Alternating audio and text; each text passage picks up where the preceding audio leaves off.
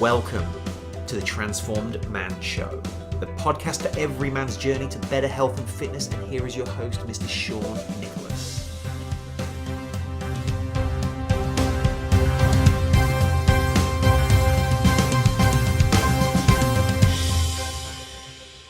Hi, in this episode we're talking with psychologist Delia McCabe.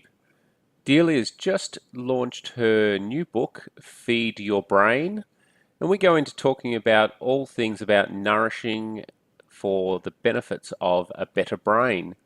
We talk about gut health, we talk about the foods required to maximize brain power, and towards the end she gives some great advice, especially what to do with our nuts. Enjoy the episode. Hi Delia, welcome to the show. Thank you, Sean. Thank you for inviting me. That's good. Now tell me, you're a psychologist, how does a psychologist come to write a book about feeding the brain and nutrition and nourishing the brain? How does that come about? In an interesting way. I was completing my master's in clinical psychology. I was looking at a group of really smart school children that were doing well at school, and then I was looking at a group that weren't doing well but were just as smart. And I just had a bit of extra space on one of the questionnaires I gave the children. And the extra space just allowed me to ask a very random question, which was simply, what is your favorite food? And, you know, as they say, something really tiny can change your whole destiny. And that's exactly what happened for me, because all the kids that were really battling, you know, the kids that were battling, some of them had depression, some of them had anxiety, many of them obviously had ADHD. They were the kids that loved junk food, and the kids doing really well didn't. So for me, that was an interesting time, because I was also pregnant with my first child, and I thought, well, I'll take a little bit of time off while I type up my thesis, and I'll just investigate this a little bit. And Sean, I couldn't be a talking therapist after that. I figured that there was no point in trying to talk a malnourished brain better. So what you're saying, if we're not looking after the brain from a sort of a nutrition point of view, then all the work outside of that, all the mind stuff we do, all the talking we do, all the self-development we do, really has no effect. I'm not saying that exactly. I'm saying that it's much harder to implement change, and it's harder to keep that change solidified, and sometimes it's harder to kickstart the change, because, you know, thinking occurs across an enormous network of very sophisticated cells and chemicals and membranes and molecules. Those are all aspects that are related to the nutrition that we supply.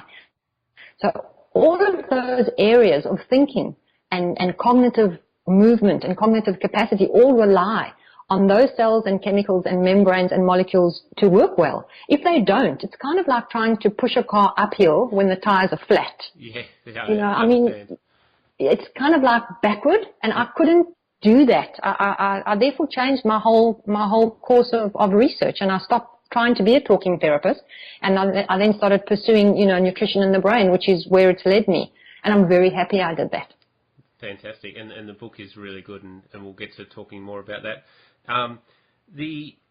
So with the brain, how much of our nutrition and energy intake goes to supporting our brain? What's the factors and the sort of food and nutrition composition that we need to think about when we're thinking about nourishing our brain? It's a good question, that, because a lot of people aren't aware of the fact that the brain is the greediest organ that we own, and it only is about 2% of our body weight. But it uses up to 25% and up to 50% of the carbohydrates that we consume to fuel itself. When we're under stress, it uses more, which we will chat about later.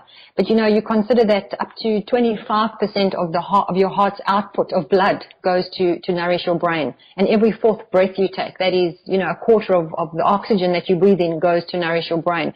So people aren't aware of those facts. And when you make them aware of it, they go, wow, you know, my brain is really greedy. Yeah, it is. It's the greediest organ because it's your primary survival organ. If your brain isn't working optimally, your chances of survival are pretty slim. And, you know, we still actually live in caves, but we just live in a modern world. So our brain hasn't changed. It doesn't know the difference. So that's where people really need that knowledge. And I think especially in today's really super complex and stressed world. Now you talk about carbs, and there's a lot of conjecture between carbs, carb-free, low-carb diets, etc. And I understand that the brain is greedy for carbs, but one thing that always I have a question about is the typical carb coma.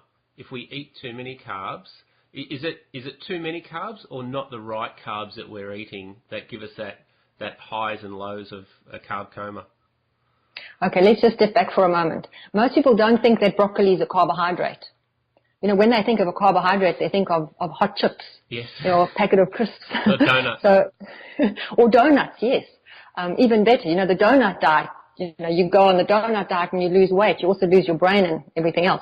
So I think that's the biggest problem. People get confused about what a carbohydrate is. Now, when I talk about carbs, I'm talking about the kind of carbs your brain needs are slow-release carbohydrates. Yeah. So those aren't fast-release carbs. Those aren't processed carbs. Those aren't carbs that quickly enter your bloodstream and give you that big high. And then what you're talking about, the carb coma, where you suddenly drop off and your blood glucose is non-existent and then you're in a coma. When we talk about slow-release carbohydrates, we're talking about carbohydrates that can sustain your blood glucose over an extended period of time. And that's what we want to be focusing on. You know, instead of having white potatoes, have sweet potatoes because they've got more staying power, they've got more fiber and less sugar in them. It doesn't get converted as quickly. So I think the whole paradigm of what kind of carbohydrates is more of the conversation. And when you eat carbohydrates that are very high in fiber and in other nutrients like antioxidants, your brain gets the double whammy. It gets the good carbs that are slow release, and it also gets all sorts of other nutrients with it. So you can really double up on your brain nutrient intake by making sure you're eating the right kinds of carbs, and that's the slow release, the green ones that people don't think are carbs. The vegetable carbs. The vegetable carbs, yes. Not the spud carbs, not the under the ground carbs, the above the ground carbs. No. And one thing you mentioned there was the importance of fiber. And I think in a lot of processed foods, that fiber is just non-existent. Is that another factor in the way we absorb those carbohydrates? Absolutely. When there's no fiber in food, it gets turned into glucose really, really quickly, and that makes your blood glucose unstable. The other problem with it is it becomes an addictive form of carbohydrates, which is kind of like another conversation, but we can touch on it here. The mouthfeel that people start getting used to and start experiencing when they eat very refined carbohydrates with no fiber is kind of like a mouthfeel that the brain likes that mouthfeel because it becomes very, let me find the right word here. It's kind of like a known mouthfeel. Now, people that sit in laboratories for large companies that produce processed foods have got a particular way of looking at this mouthfeel. And they look at it in terms of it must melt quickly. It must have a certain amount of fat in it to give that feeling of satiation. It must have a certain amount of sugar in to give that hit. And people become addicted to it because they know that every single packet of Tim Tams they open will be exactly the same. Now, from a neurological perspective, a kind of like an ancient biological perspective, if you know that a food is always going to taste the same and it's always going to give you that same hit, you'll go for it.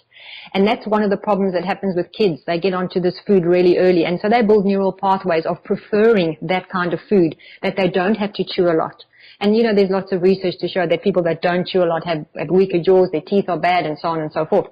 So it's kind of like very much a brain-orientated habit that people get into with this food with no fiber in it. And then, of course, we have the spill-on effect where you're eating food without fiber, and what does that do to your gut? That makes your gut sluggish and so on. But I think we're going to be touching on that later. But I feel very strongly about that point about no fiber and that mouthfeel, because that's a very much of a psychological and neurological phenomenon that occurs with people. And when they change their diet, they don't realize that they're actually trying to change a neural pathway that's been solidified around a specific mouthfeel. That I can promise you, those researchers in those labs have spent hundreds of thousands of hours to get that mouthfeel just right, so that people fall for it. There is a thing, is it called the Bliss Point? that they search for? Is that you've got some knowledge on that you can explain? Well, that's exactly what I've been talking about, that bliss point, that combination of putting the food in your mouth where it really dissolves quickly and it's got enough sugar, then it needs enough fat to also give it flavor, because you know that if you don't have fat in your food, you have no flavor. So they have to add a certain amount of fat to give it flavor, and the fat is always damaged because that's cheap to produce. If they don't add fat to it, they have to add a whole lot of other additives to enhance the flavor. So that's why you can buy a low-fat food that is really, really toxic, because it's got all sorts of flavor additives in it, and it is all to get you to that bliss point where you put it in your mouth and you go, I know that taste, I love that taste, and you go back for hit after hit because it's an addiction. It also releases dopamine in the brain, which is our pleasure neurotransmitter, and dopamine goes happy, and off you go. And that's the bliss point. That's the billion-dollar bliss point that they look for. And they make a lot of money from creating that bliss point. They absolutely do, Sean. And you know, the problem is that ultimately our brains work against us in that instant. Yep. And instant, which becomes a lifetime, as you know, for people to battle weight. So I really get cranky when I think that they've used our brains to kind of like sabotage our best efforts. So explain that a bit further. We start on a path of looking for that bliss and that joy in our food, and whether we get addicted to it or we want more of that dopamine release, is that the psychological pathway we go down and somehow become unconsciously just searching for more of that, a better bliss point, or more flavour, more sugar, and without doing it naturally, we go after more of these processed foods? It's a complicated answer because there's a lot of different factors related to that. You know, the thing about food is that we need food to nourish ourselves. And when children are young, parents want to give them food to nourish them because obviously we want our offspring to survive. That's a priority. And as time goes on, we use food as a form of showing love and attention. So we buy them food that tastes really good. And then we end up buying them food that they want, that their friends have enjoyed.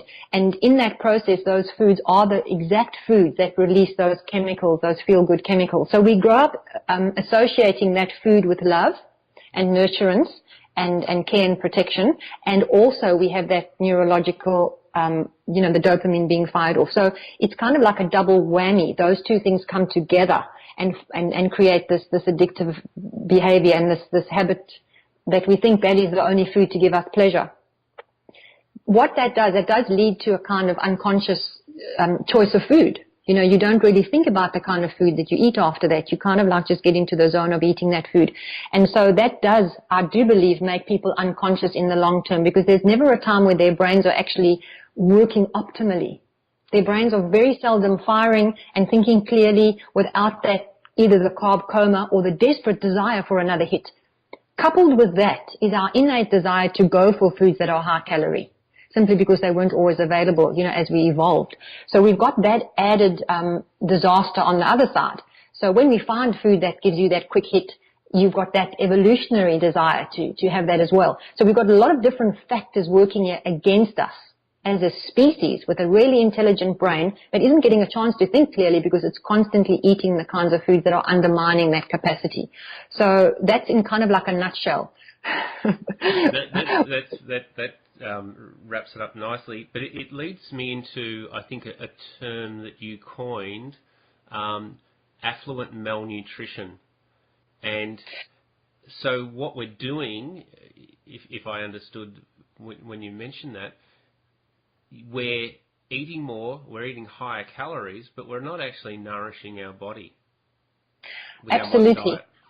Absolutely. And I would like to say that I did coin that term, but someone prior to me coined the term affluent malnutrition. But that's exactly what it is.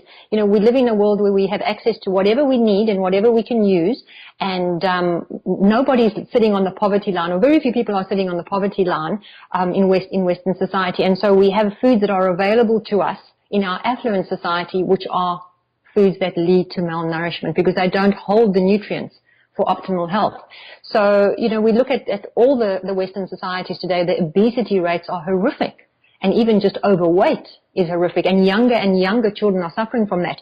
So the money that we have and our status in society isn't being reflected in our food choices, because you look at people that live a very basic life and don't have all the things that we have. Their food choices are very much more limited, and they're getting higher nutrient return for those foods. So, affluent malnutrition is a really good term, and it's what, we speak about as researchers regularly, because that's what we are. The majority of people are affluent but malnourished. Yeah. And I think it's an important battle that hopefully you're leading the charge, is of that focus for people to look at food to nourish their body. And when they're eating, how am I nourishing my body? What is this food going to give to me in terms of fuel and nutrient and energy to actually nourish my body, and not just give me a quick hit, but a whole body nourishment. And I think especially your point is, if you concentrate on nourishing the brain, the rest of the body will benefit. So for some of us, and especially men, who probably need to be hit with a baseball bat to wake them up, what are some of the physical signs? What are some of the physical signs, or probably physical signs, visible signs that we see when we're not nourishing our body? Once again, a big question. One of the first things that men will notice is they don't have a lot of energy. Yeah. Because, the food that we eat is not just nutrients, it's actually information. And it provides information to our cells to tell them how efficiently to work and how to produce energy. Because when you produce energy, you can go and hunt for food and you can procreate. So when you don't have a lot of energy, that is a sure sign that you're not nourishing yourself properly. Of course, you have things like forgetfulness, and then we have mood swings. If you get really, really cranky, or you feel a bit blue and depressed, or you just feel aggressive, those are all signs that the brain isn't getting the nutrients that it needs. And when that's happening, then the body isn't either. So I think men need to be pretty alert to the fact that they can mostly suffer from mood swings. Aggressiveness is one of the things that is particularly pointed out with mood swings for men. They don't turn inwardly when they become distressed, and when they're very stressed, they turn outwardly. So the other thing, their skin will start battling, and then they'll end up with their lovely little, belly that they battle to get rid of, because stress also adds to the accumulation of fat in the abdominal area. But also, if you don't have energy, then you don't exercise, and so the spiral goes downward. The other thing is, of course, not sleeping really well, and then of course we can talk about libido. If your libido is a problem and it's causing some concern in your life, that's another area, because you can only procreate when you have energy, and your offspring can be well cared for. So as far as nature is concerned, your libido will definitely drop off if you can't do those things. Now, naturally, we can still do those things in our society, but in the olden days, we weren't able to do that. If you didn't have enough energy, you couldn't fight off a predator, and you couldn't actually protect your family. And that energy levels, and especially the libido, the sex drive, etc. for men, that's noticeable changes that affect them from a nourishment point of view, but also a stress point of view. And absolutely. Is it a vicious circle of being stressed, not eating well, or not eating well, being stressed? Is it just hand in hand? No, you can't actually separate them. To tease them apart is really challenging. Yeah. So, someone has to break the cycle. Someone has to say, look, draw a line in the sand, and this is what we're going to do. Because very seldom do people feel better and want to do something that's good for them. They're always waiting for a better time. I watched a TED talk the other day, and the guy said, we're such wonderful people in the future. In the future, we're going to do all these great things, So sometimes you just have to do something, even if you don't feel like it. And generally, the fastest way to make a change to the way you feel and your mood is your food. So if you can just make a change for a couple of days, the benefit that you feel from that and the improved mood naturally helps you kind of like fund the next few days. And so it can be a very positive forward motion. You start thinking more clearly, you feel better, you sleep better, you just feel like you've got a bit more energy, and so that can support you and motivate you to carry on making those changes. But I don't think anybody can wait until they feel ready to do that. You just have to sometimes do something whether you feel like it or not. And I think that's the hard thing for people to get to. But the nice thing about doing it with the focus being on the brain, is that immediately, within 24 hours, you can notice a difference. Once you start consuming the kind of food that give you a more sustainable and stable blood glucose, immediately your mood starts feeling better, and you just start feeling, I can get a handle on this. I can actually cope with this. I can do this for a few more days. And you've done that. You know, you actually took hold of yourself and made that change. Yeah. So you can talk about that too. Yes, I can.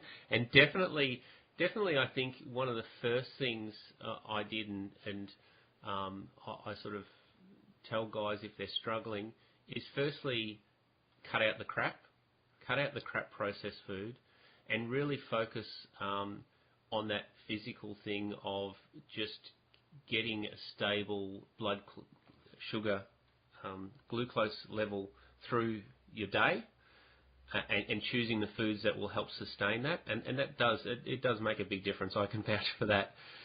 Absolutely. So is that something you would say for guys? Cut out some of the crap first, eliminate some of the foods.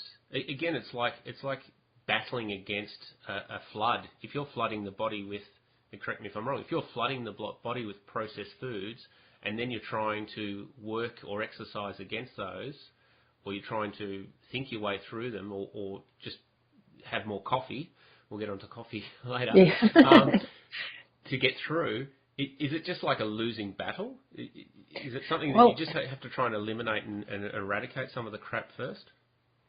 I think that's one of the reasons why people lose weight and then they put it all back on again, and they lose weight and they put it all back on again, is because it's hard to sustain that if you're not doing it in a way that you can actually stick with for life. So, you know, throwing out all the garbage that people consume, all the processed food, is a great start. And once they start doing that, they need to know that this is for the long haul. So I'd really dislike people going on a diet that's, you know, just like maple syrup, I think, and lemon juice. That was one of the diets. And, you know, people go on all these weird kind of diets and they lose all this weight and they get all excited and motivated, but their body isn't making any changes. But more importantly, they aren't building any new positive, sustainable neural pathways. That's what we need to be doing, building new neural pathways. And it doesn't take 21 days to build a new habit, no matter what myth says. It takes more like 60 days to build a new habit, because you're not just overriding an old habit, which will never go away, by the way. You have to make a new habit. And the brain takes ages to do that. And once again, when the brain is malnourished, it's really hard to make that new neural pathway. So it does come to a point where you just have to do it, as Nike says. You know, you just have to make the decision and do it. And within 24 hours, you'll start feeling better, and then you move on. But getting rid of the garbage first is a great idea. And the best way to get rid of the garbage is not to have it in your house. Yes, you know? I agree. I totally Don't agree. have that cupboard where all the bad food sits.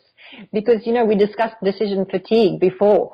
And decision fatigue means that if you come home at 5 o'clock and you've had a bad day, that cupboard's going to be open before you know it. All the bad stuff's going to be eaten, and then you're going to be kicking yourself. So don't bring it into the house. I call it the bungee cord of desire, because you know it's there, but you pull yourself away, and the bungee cord pulls you back, and you pull yourself away, and the bungee cord pulls you back, and you go on, and then before you know it, you demolish the block of chocolate.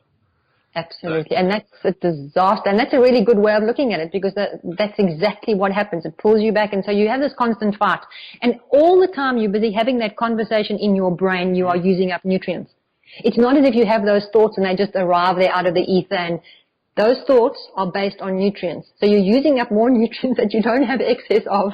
And eventually they go, wow, I'm eating that chocolate. Exactly right. And so, it's a great tip.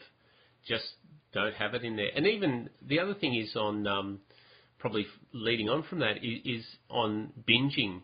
You know, sometimes we go back and we do eat poorly, or we believe that we remember food as a child and we want to go back and eat it, or we think that eating that donut was so delicious, and it gave us so much joy.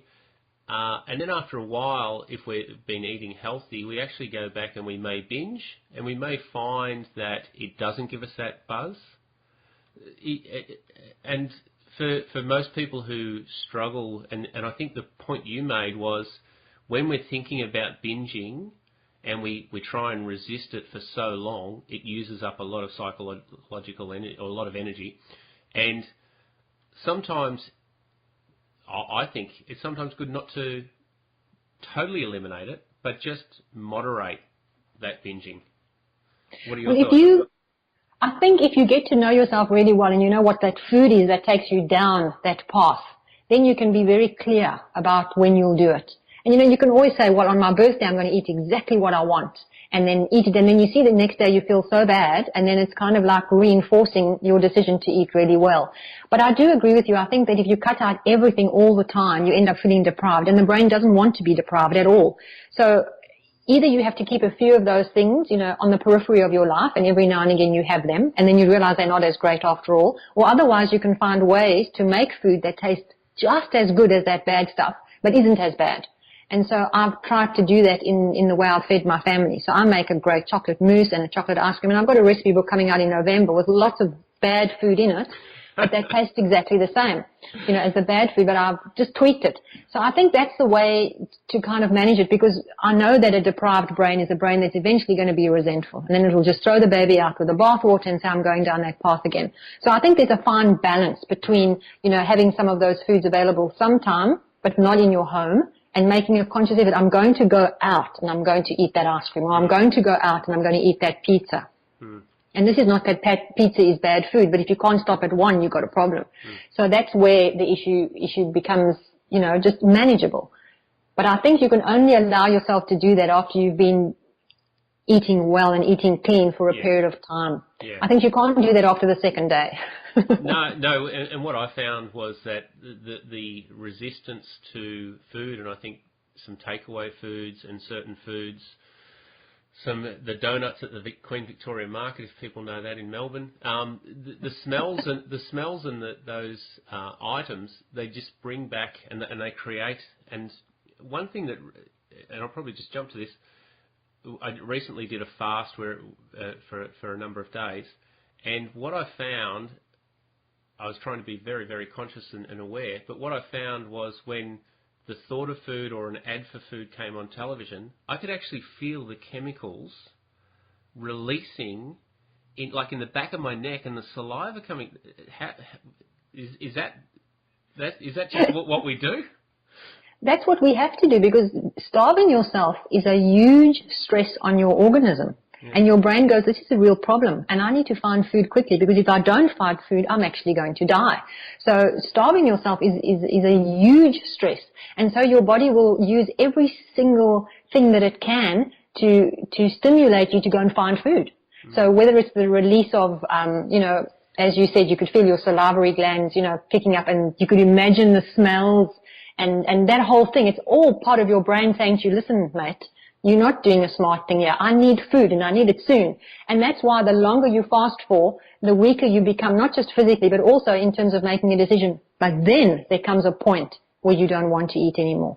And that's because the brain then switches to a place where it actually starts producing opioids, which will help you become kind of like a bit spaced out. Yep. And that's what happens to people that become anorexic. They get to that point where they lose all that natural mechanism that drives them towards food. So it's a very interesting thing, having a fast. And I always suggest to people, if they're going to have a fast or they're going to do a detox, they need to make sure that their body can actually get rid of toxins before they do that. Yeah. Because otherwise you're actually making it really hard for yourself, because then you get headaches and so on, and then your thinking isn't as clear as it could be. And you maybe don't even need to do a fast. Sometimes people do a fast for psychological reasons when they don't really need to do that from a physical perspective. Yeah, or someone challenges you to do it and you never think it's possible and you do it. But I do agree, if you're going down a fast or wanting to do a fast, I would highly recommend that, one, you get healthy first and you do it in a structured and composed way. And also, sorry, just to interject, don't put the TV on and don't go to food markets. You make it doubly hard for yourself. Delia, one thing I realised is that every second show on television and every second ad revolves around food. It just blew me away how much marketing and advertising goes around food. It's amazing. It's a big industry. It's huge. What I also wanted to delve into your knowledge about is how important, or what's the connection between our gut and our brain? We've touched on it, but physically, what's the importance of our gut in terms of nourishing our brain and the food we eat? A lot of people are talking about this at the moment, and it is a very important issue to discuss, and it's really very, very simple. If your gut isn't working optimally, you can't digest the food optimally, you can't absorb it optimally, and so the amount of nutrients and the quality of the nutrients that you are able to then utilize for your body and your brain will be undermined. That's just the bottom line. You know, your gut uses digestive enzymes, it uses hydrochloric acid, and it uses specific bacteria, prebiotics and probiotics as well. So all of those things combine in a very specialized and very sophisticated way to turn food into information. So when anything compromises that beautiful system that's working like that, the quality and the quantity of the nutrients that your body has at its disposal are immediately compromised. Now, there are a number of things that can affect that. When you eat a lot of refined foods, we go back to that gut bacteria is instantly changed because all of those refined foods don't come with fiber. And the prebiotics and probiotics need fiber to be able to work optimally, so that messes it up. If you eat too many animal products, then you need a lot more hydrochloric acid because those foods need a lot of time to be broken down in the hydrochloric acid. So if for some reason, and this happens to people as they get older, they don't have enough hydrochloric acid, so eating protein foods make them feel sluggish and just yuck. And then they become constipated. The other thing that happens, of course, if you don't have enough of the right fats, then your whole digestive system can't work optimally because the capacity to absorb the nutrients is compromised significantly because every one of those cells have to be able to absorb nutrients and they can't if the right fats aren't present. So it's a complicated discussion if you get down to the nitty-gritty. But if you just look at it from a helicopter point of view, it's actually not that complicated at all. Because if you eat a wide variety of food that is unprocessed with the right fats, and you make sure that you maybe even add some digestive enzymes to your diet, and you're eating a lot of prebiotic foods which feed the good bacteria, you don't really have to worry about the nitty-gritty. And you don't have to read long journal articles and listen to long discussions about that. And the first thing that you can do to make sure that you get more nutrients get more nutrients or bang for your buck is just to start chewing properly. That is like the first rule of digestion. Just chew more. Whenever you watch people that... We can't just hoof down the food and get it off the plate as quick as possible. We have to actually chew it. That's why we got these teeth. We got them for a jolly good reason. Otherwise, we just have one long hoover, We need those teeth to be able to break the food down. It breaks the fiber down so that it's more user-friendly in the gut. It breaks down those nutrients. And in that whole process, digestive enzymes are released. And that's another thing. When you watch TV while you're eating, certain digestive enzymes are not produced. And I say to people, don't do that, because when you do that, those digestive enzymes aren't released optimally. And so you've got food sitting in your gut that should be nourishing you, but it isn't. When you're sitting and eating and having a conversation, you're actually discussing things with people around you, even if the discussion gets heated as it does in some families. I've got 2 young adults, and sometimes those conversations do get a bit heated. The point is that you're actually conversing with other people, and eating food in a communal way releases really good hormones that make us feel connected, they make us feel like we're part of something bigger than ourselves, and all of those hormones work together to help our digestive process work optimally. And also, you don't eat as much when you're having a conversation and you're listening to someone else's response, and it becomes a backwards and forwards, like an exchange with another person. So you put your knife and fork down and you chew and you listen to them, and then you eat again. And then your hypothalamus has a wonderful opportunity to get to the 20 minutes where it realizes it's got a full belly. So there are a number of different reasons that people need to chew properly and rather eat with other people and not eat on their own.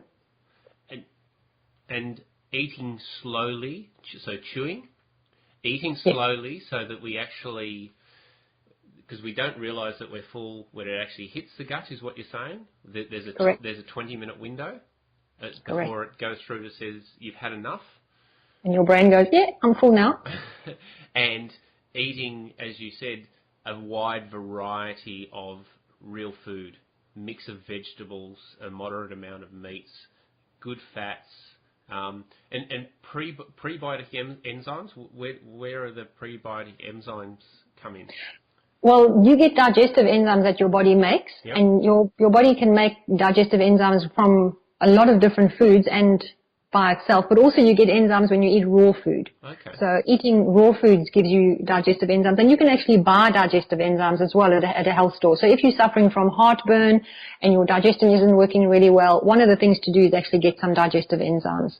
I suggested it to someone the other day that was battling terribly from heartburn. Yep. And I said, just with every meal, open up one of the digestive enzyme capsules and consume that with your meal, and miracles. I knew it was going to work, but they were a bit skeptical. So that's one way of making sure that you don't have a problem when it's already started, the problem. Yeah. Prebiotics are foods that have got special characteristics that the good biotics, the probiotics in our gut feed off.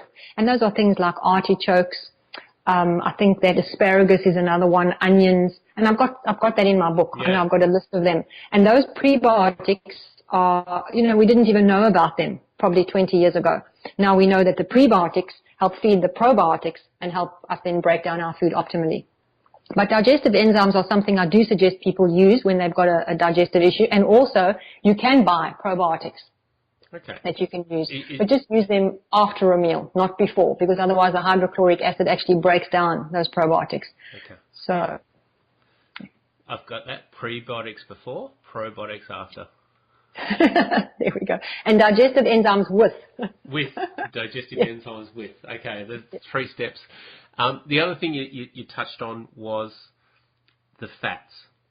Now, we've gone through the low-fat craze, and we've seen that hasn't really worked in battling obesity and health and so forth. So now we're in the some saying go all out fat, some saying moderate your fat. What is it about fats, and what do we need?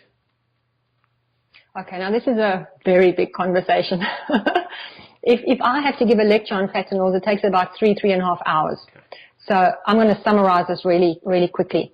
The body can make saturated fats and monounsaturated fats.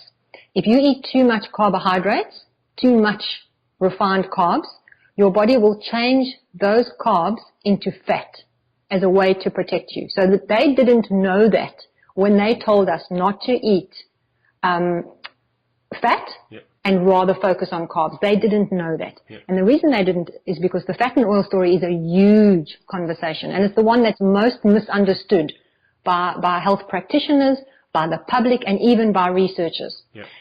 The next thing to say is that it used to be, don't ever eat any saturated fats. They're really bad. They're going to give you heart disease.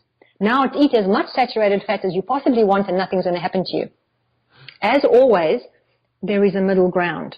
And when you understand the science of fats and oils, you understand that consuming vast quantities of saturated fat is not the solution either, simply because your body uses and prefers saturated fat as a form of energy, likes to burn that energy. It's a clean form of energy. So if you sit on the couch all day and eat lots of saturated fats, don't go for that bulletproof coffee. Don't do that. You don't actually have the capacity to use up the saturated fats. And once again, when you look at what saturated fats do in our cell membranes, within our cell membranes, they make those cell membranes more solid. They're not as flexible, malleable, and that's also a challenge. So one needs to balance the saturated fat consumption with the polyunsaturated fat consumption, and just realize if you've got extra, extra carbohydrates is going to turn into fat. Why? Because without fat, you would die. You need the right fat to keep your body going and your brain. 60% of the dry weight of your brain is made up of fat. Of that 60%, between 20 and 25% is made up of polyunsaturated fatty acids and the rest of saturated fat. You had to be able to make saturated fat in case you couldn't find any in your environment, which is why extra carbs will be turned into fat. Okay, how's that for succinct? That is very succinct, and I think, and I do know your book covers that in great detail, and you give a list of foods with those good fats and the combination of those fats, and I think it's very, very thorough, and I think just for that the book is worth it. Just to get to, it just breaks through and demystifies it. It just gives it a lot of sense. So hopefully that word gets out there, and you're the research you've done on that and the information and the way you've described it gets out there. Just briefly for the listeners out there, what are some of the foods that you would say are sort of a staple in terms of getting those good fats through each day? You know, what are some of the foods that we should make sure that we've got in the mix of our diet that will give us some of those good fats? I think, things like avocado, pears are great, but they don't give you lots of polyunsaturated fatty acids. So they're great to consume as part of your diet, and because they also help flavor work more efficiently, because you can't taste flavor without fat. Yep. Things like coconut oil and coconut as the actual nut, the flesh of the fruit, is a great thing to have as well. But those are not necessary because your body can make those fats. Yep. The polyunsaturated fats and oils are things like sunflower seeds, things like walnuts, things like flax seeds that are ground up, things like chia seeds that are ground up. Those are the kinds of fats. And even dark green leafy vegetables contain essential fats. But you'd have to eat about 55 kilograms a day to give you what you need on a daily basis. So you can't rely on them to give you the right fats as well. But in my book, I describe what the right fats are and what the ratio should be. Yep. Because as I said, this is the complicated subject. But people stopping themselves from eating nuts and seeds are really doing themselves a disfavor. They should eat a lot of nuts and seeds. Yep. And put them into smoothies, throw them onto their salads, and in that way they'll get a lot of those good polyunsaturated fats, because there's a variety of different fats within all the nuts and seeds. So getting a wide variety gives them more. And also the flavour. It just adds such a variety of flavour to a lot of your meals, and you can mix it up with the nuts and seeds and some of the oils. It's a fantastic way of doing it. And I do concur that the way that you separate or give the information about those fats in the books is very good, and some of the recipes. So the book has a wide range of recipes in the back, which is fantastic. Especially, what's your favourite recipe in the book? I've got one which I think is the breakfast muesli type mix, okay, grain mix. That just got me straight away, and I think that's the first recipe in the book. What's yours? Yes, it is. It's hard for me to choose. I really do love the hummus recipe. Because it uses artichokes, and that adds, because that's got prebiotics in it, and it just adds to the flavor of. But I also love the lemon sorbet. That's pretty cool. And the chocolate mousse using chia seeds, not avocados like everyone else uses. I really like that chocolate mousse. It's a really good one, and it's not very, very sweet.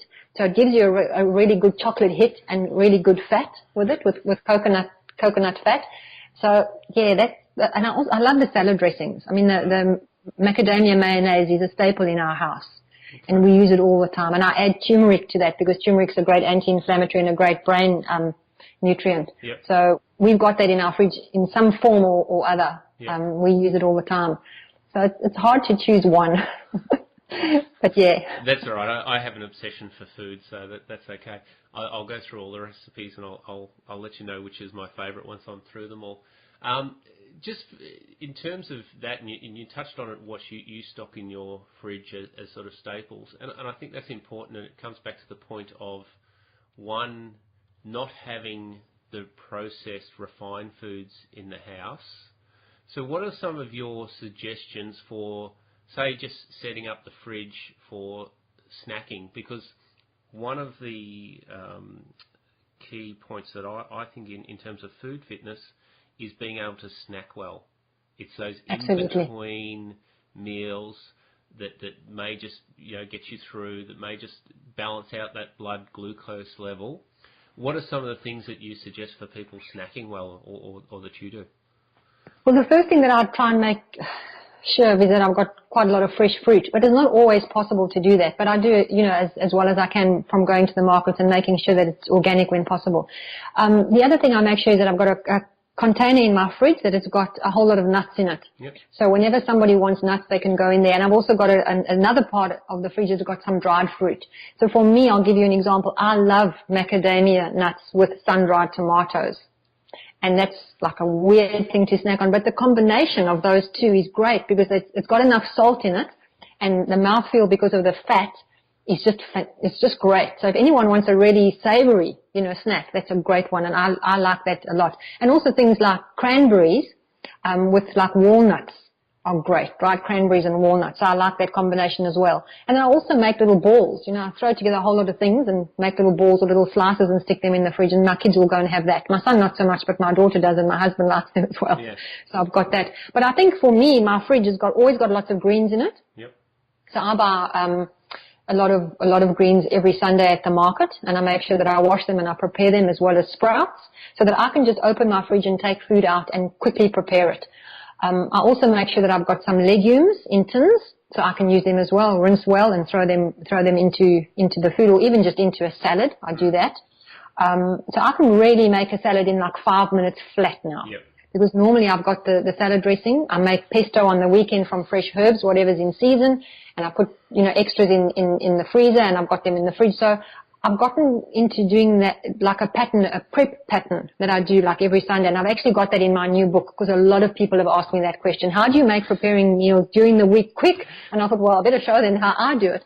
So I've got that, like a whole 2 pages on what I do to prepare for the week. Yeah. I also have something that I get is organic brown rice in little packets.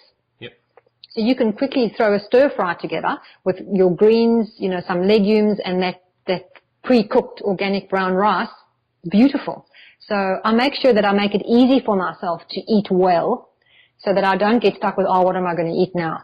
But I think the nuts and the seeds and, having some dried fruit available, that's kind of like my go-to snack, because it's nutrient dense and it's great mouthfeel. And those two, I like that combination. Yeah, I concur. I concur with that. But one thing that I just picked up on, you keep your nuts in the fridge? Always. Why?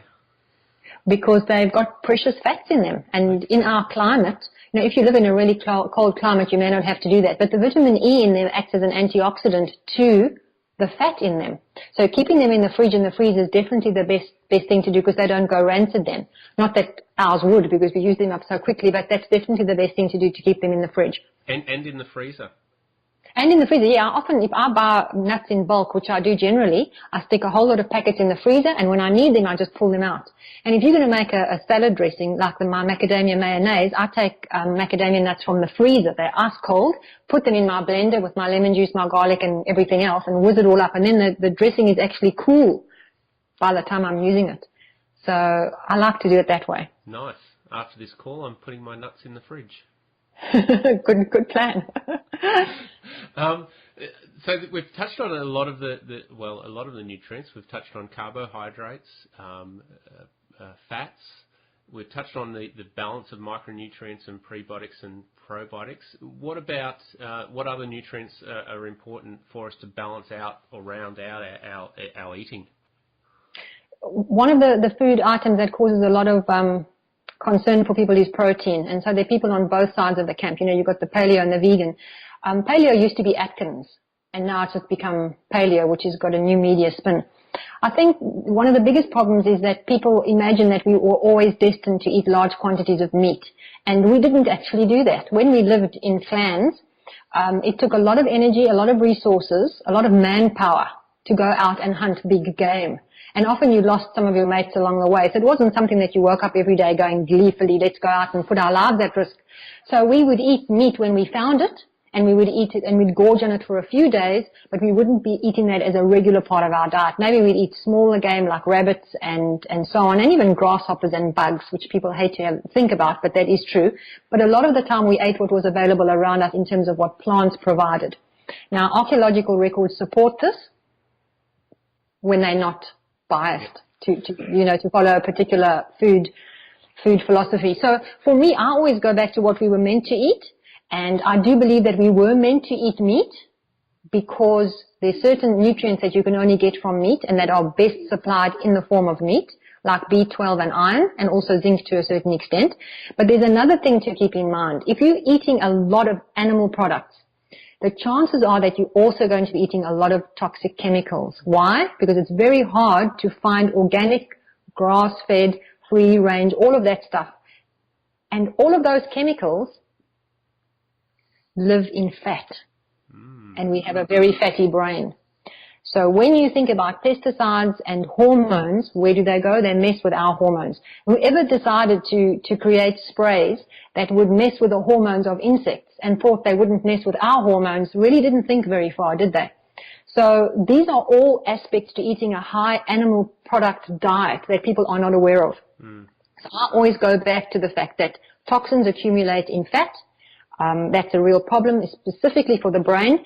And if you want to cut down on your meat, if you're eating meat too regularly, if you're eating meat once or twice a day, start substituting some plant forms of protein, which the body has absolutely no problem in using. The body then gets extra fiber, and then it gets extra nutrients that come with that. So I do discuss that issue in my new book, not in a lot of depth, but in some, I do discuss it because it's a big question that people are always asking. The body is intelligent enough to break down the amino acids that are found in all protein foods, regardless of whether they come from animals or whether they come from plants, and will use them efficiently.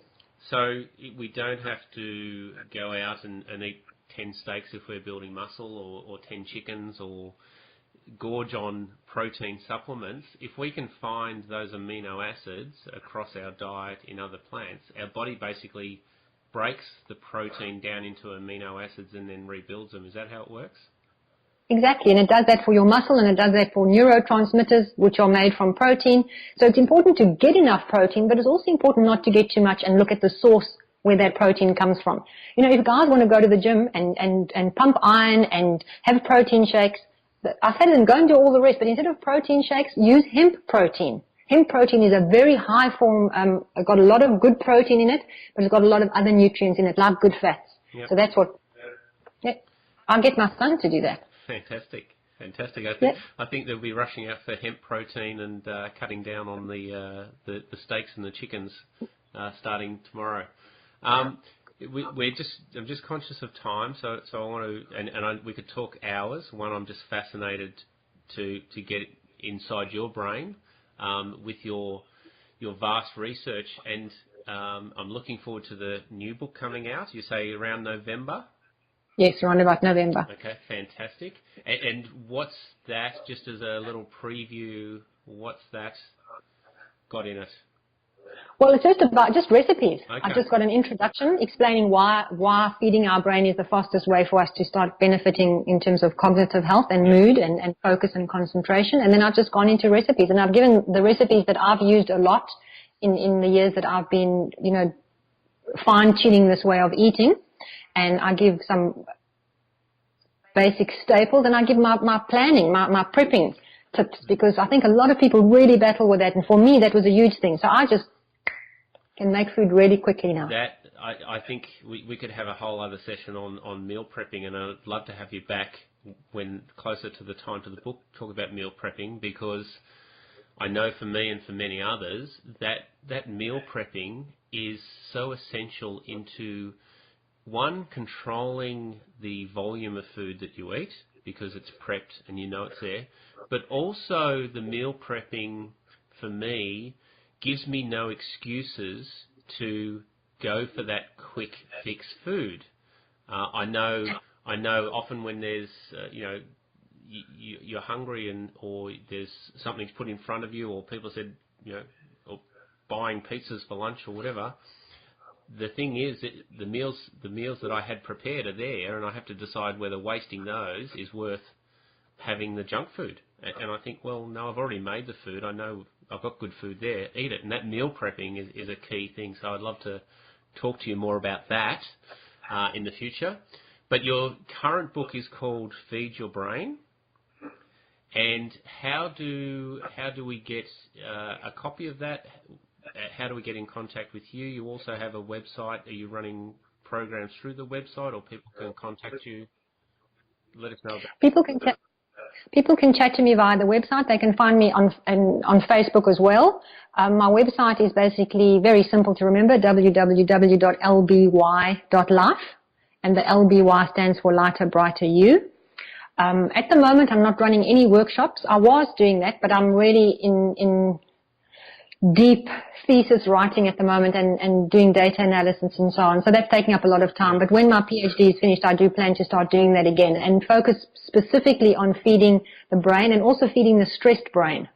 because there's some nuances to feeding the stressed brain that aren't, I think maybe everybody's got a stressed brain, so maybe I'll just run workshops for stressed brain. I'd love to explore that and love to come along to one of the workshops, because I think we all live under some form of stress. We're not many of us are enlightened beings, so there's certain stresses and stresses come along every day. So I think it's important research and teaching that I think you can provide.